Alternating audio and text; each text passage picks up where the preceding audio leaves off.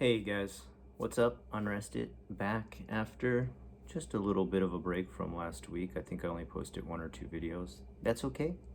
Still enjoying it, still loving it. Good to be back in 2020. But one thing that is not good about 2020 is something that I'm going to have to jump out of my topic of Japan to cover. And that is a lot of allegations going on. I thought at first I'd kind of avoid some of this because some of them were kind of silly, as much as I think Call Me Carson, the guy who had his girlfriend cheat on him on YouTube with like seven boyfriends, it's sad for Carson because I think that dude's a good dude, but it is kind of a funny situation. Um, they weren't married, they didn't have kids, so um, there isn't a lot of collateral damage aside from maybe Carson's poor heart. But what more upsets me this year is all the people I see getting called out who are influencers, micro influencers, whatever you want to call them, as YouTube becomes bigger and bigger and people are still giving them the trust that we saw everyone give to Hollywood. Let's just take a look back at,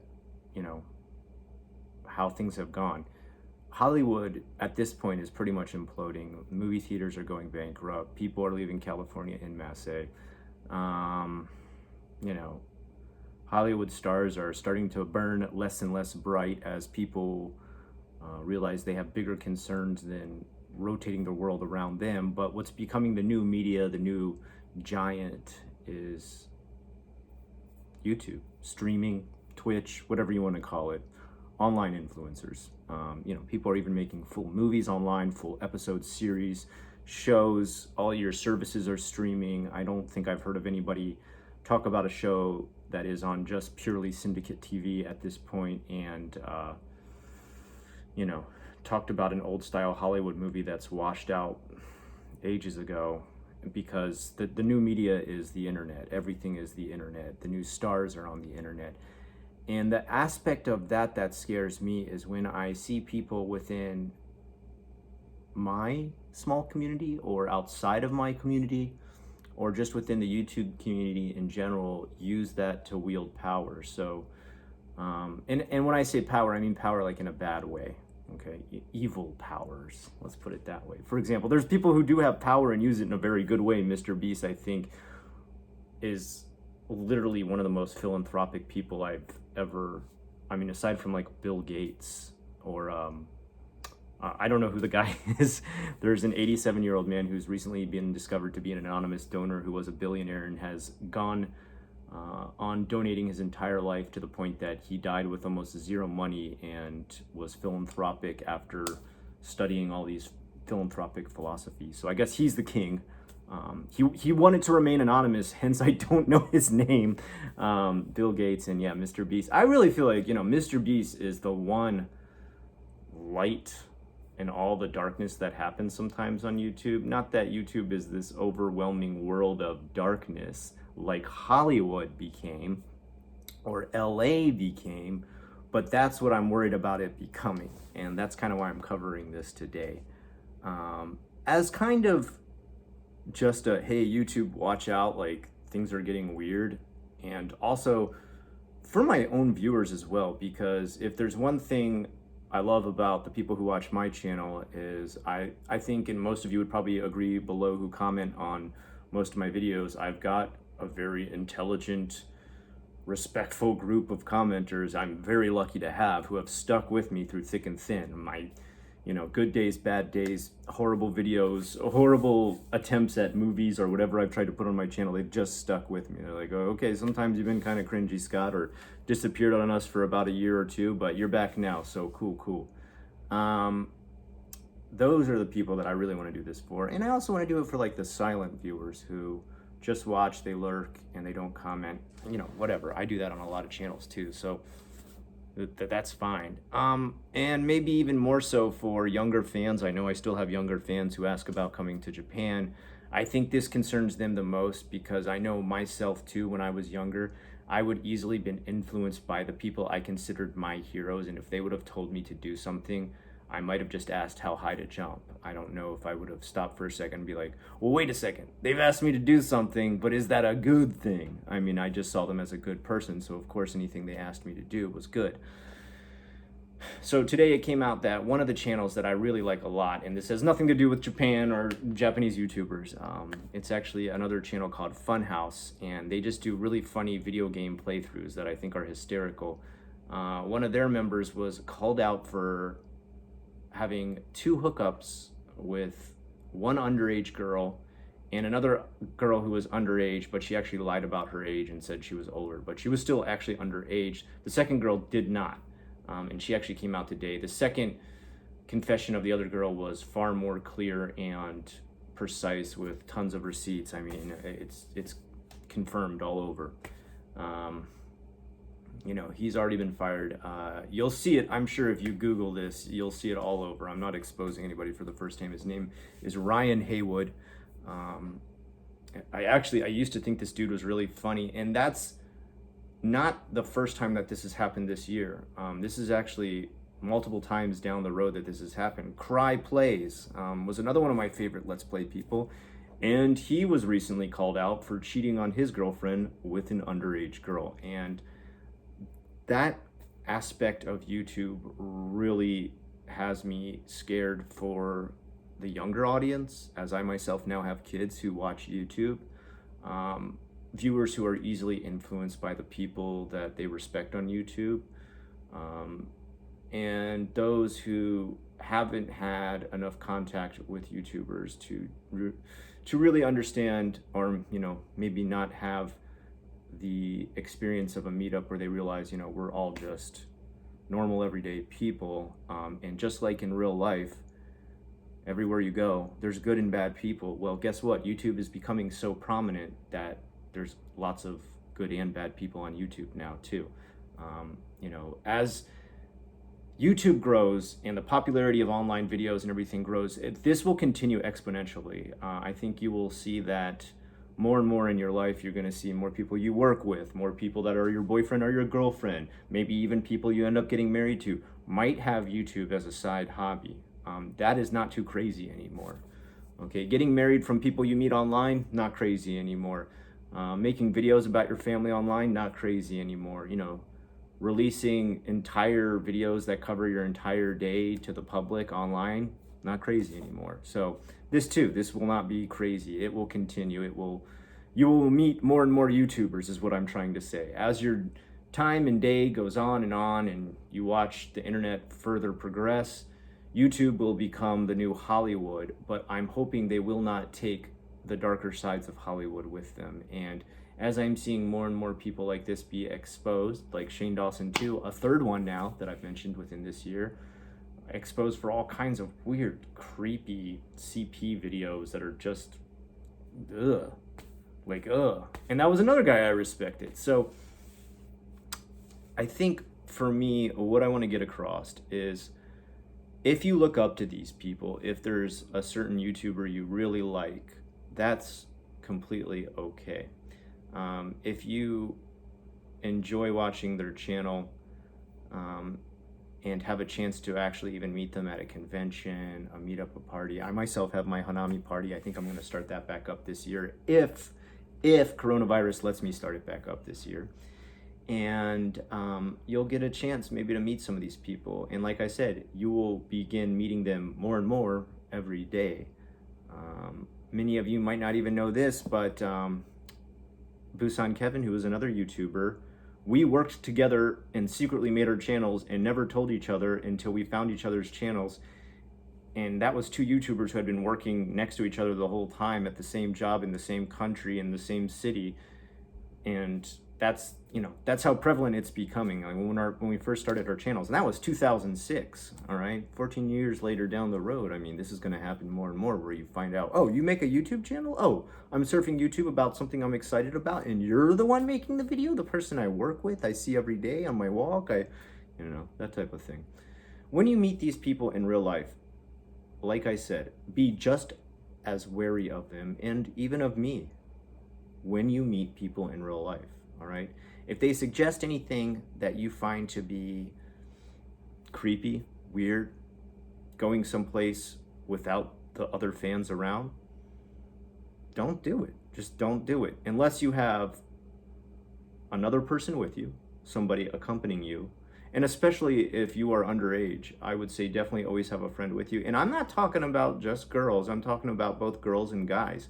Guys, there have been episodes of girls taking advantage of girls who are YouTubers, guys taking advantage of guys. The makeup community has a few of those. And, everything is possible out there. So I'm not just trying to say like, believe all women, me too, on YouTube, feminism for life. Okay. No, that's not my ploy here. My ploy is when you meet your heroes on YouTube, still approach them as if they were normal people.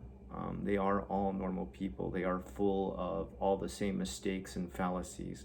And especially if you already know a lot about the person. So for example, this guy who I found out today, this Ryan Haywood guy who I used to watch all the time on Funhouse, this guy has 2 kids and a wife, and it's very public on Twitter. He talks about it, and he still was hooking up with these girls all the time. Apparently this is something he did constantly, and the only reason these 2 girls came forward was because they actually got video of it and pictures, and they saved all their IMs and all this stuff. If you know this kind of stuff and they're ready to put you into a situation where they're cheating on their spouse, or think about, what else would this person do? Like, how dark can this person get? What point would this person push taboo to? I know I myself don't think solely about just the fact that I'm married. I think about the fact that I am married to a wife who takes great care of me, to a family, and have 2 little kids who I need to be there as their father. And if I were to do something so stupid as to ruin that over some meetup with a fan, I would have the possibility of not just ruining my life, my job, my career, ruining my YouTube, which, well, whatever, YouTube, but ruining my family, the most important thing. And if a person would do that, if a person would not consider the lives involved in their own family, and then use that to take advantage of a fan, I really wonder how dark things could get with them. Another great example of the man who had a second funeral, Jew Wario, a married man. Now, he didn't have any kids, but he was a married man who was constantly not just cheating on his wife, but, as it is suggested, raping other women, and was mourned for committing suicide, and then later had his whole past dug up to find out he was a monster. Even his wife came forward and said, yeah, I had known about all of this. I had tried to get him help. This is what actually led to his suicide. And he seemed like a pretty normal dude. And his channel was just a way smaller little channel than me, and people wanted to meet him all the time. People had nothing but great things talking about when they met him. So for you, the viewers, you, the commenters, I think here on my channel, most of you are, respectful enough, smart enough, intelligent enough, and people who I care about enough that I would want to get this message out there. But I also feel like most of you could take care of yourself. I know I have a few viewers who are just of the age to be able to watch YouTube, and maybe in between those teen years where you're still kind of figuring out who you are and what life is and what you want to do with it. This is more who this message is for. If you just happen across it while you're browsing YouTube, that's great too. And for the YouTubers out there who would do stuff like this, I really want to say to them, don't think that a YouTube channel gives you carte blanche to do whatever you want with anyone, anywhere, and to the other people in your life. There is a day where your YouTube channel will die. None of us are going to be like 100-year-old men doing YouTube, okay? And YouTube is a recording device. It keeps you uploaded to the internet. What do you want that legacy to be? Do you want to go down in history as being recorded as some sort of sexual deviant, some sort of crazed maniac who couldn't even control their urges for their own family. If you go anywhere with fans, you can always go have meetups with groups of people and stuff like this. But you need to consider the fact of how your mind works and what you think these people think of you needs to be kept reserved. It needs to be kept in check. There is a day where you will just be an old rotting product on a shelf, okay? Everybody who does YouTube has a shelf life, and there's one day all that will burn out, and you'll need to go back to just like a normal life. I know some people do this and a normal job. I think that's probably the best plan, because anytime YouTube decides to demonetize, any video, probably they've already demonetized this one because I've talked about some touchy subjects. Who cares? You can't depend on it, and you'll be left with a legacy of what you did, what you talked about, what you tried, and there's nothing wrong with that. But do you want to intertwine that with devious things, with dark things? There's like a lot of things like these we can laugh about, that we can have a good chuckle over, and when I see some people expose too much, I think sometimes they realize, well, I really screwed up. But then there's some, like a few of these that I've mentioned today, who screw up, go to their best effort to hide it, or even get forgiven by the fans, and then going about it again and again and again until they're finally forced off the internet. If you've ever been caught up in any kind of controversy like these, you really need to take a hard, cold look at yourself and wonder, where am I going with this? Like, what is the future of this behavior that I've started because of my YouTube career? I don't know. Maybe all this is just a big ramble that makes no sense to anyone, but for me, it was getting me thinking quite a bit in the morning today as I was doing laundry, the exciting laundry of a household. So for you, the viewers, for you, the fans of other channels, meet your heroes. It's okay, meet your heroes, but also be on guard. Do all the same things you would do if you were meeting a stranger for the first time, because they really are a stranger to you. You see 5 minutes of our life every day. You see, like, what, this video might be 20 minutes at most. You see 20 minutes of my life, of my 24-hour day. I love you, I care about you, but you don't really know me. A few people I have made very good friends with because of this channel, and they are awesome people. They are still my friends to this day. And that's okay. If a natural organic friendship forms from meeting people from your channel, that's okay. As far as romantic things go, and I don't know if I would ever suggest that. I don't think, as far as the YouTubers I've known, I've never seen anybody meet from a YouTube channel and things go swimmingly within Japan. Now, I haven't done a massive study of this, so maybe this does turn out better than I think. But for me personally, my modus operandi is meet, greet, open places. If I find they're a person I really gel with, friends, maybe collab together, cool. But that's about it. Because at the end of the day, we're all just strangers to one another unless we've, lived long amounts of time with each other. And I just hope people take that into consideration when they're meeting people within this community, when they're meeting their heroes for the first time within this community. Anyway, I hope I haven't been on too much of a rant. Until next time, I'm Unrested. I'd love to hear what you guys think about some of the scandals that have gone on within YouTube. Any horrible stories you've heard about people meeting, or maybe some great stories. Maybe they met a YouTuber and they were so great that they couldn't believe how nice the person was. Maybe you've got your, like, Keanu Reeves or George Clooney story. George Clooney would change tires for people on the street, and we all know Keanu Reeves is like a real life superhero. I think it's the only, he's the Mr. Beast of Hollywood. Until next time, have a good one. Stay safe, stay healthy. I'll talk to you soon.